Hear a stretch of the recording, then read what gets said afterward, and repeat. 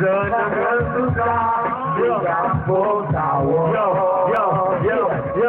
Yo, kita terkasih lawan di kampung. Tidak usah kami nanti bahasa ketulung urung tua yang susah di Aceh. Hana mereka belosak aja di Aceh. Hana mame susah dan hudit, berdekat hati di mati mosabe.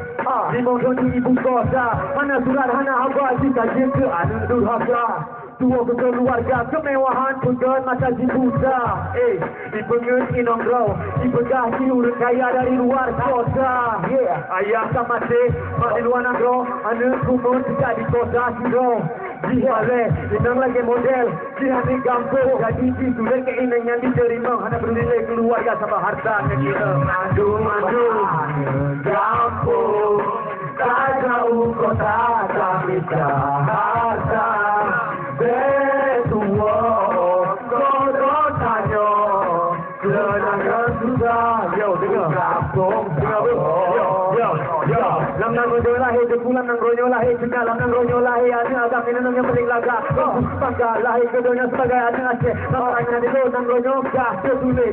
Menurut buyutannya hunde berjuang nang rojo, tua sodok kanyo, masih nang rojo susah. Hanya nang bermen, udahnya tanyo tak permah, bawa nang rojo Aceh nyo, raya dan mewah.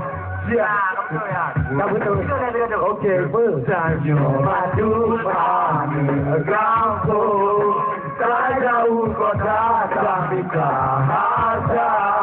Betua, jodoh tanyo, senang dan susah di kampung sawah. Tanyo madu mani kampung, tak jauh kota tapi Jakarta.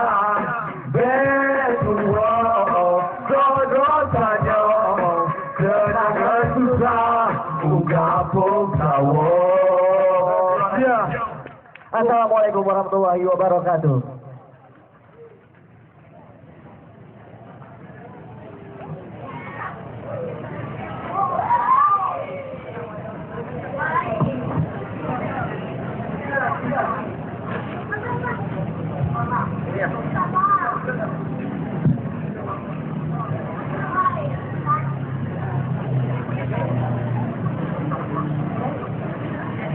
One, two, three, four.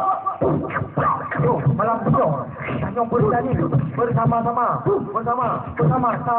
Yo, semua penonton yang sudah di sini jangan pulang-pulang karena masih acara masih banyak. Dengan nanti kita tampilkan beberapa lagi.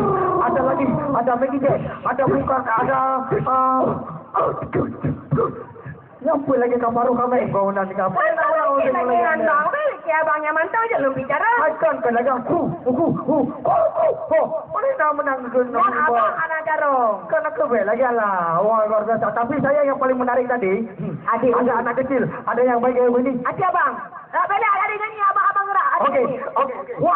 One, three, four. Tadi jam tu di mana tadi? Di sini.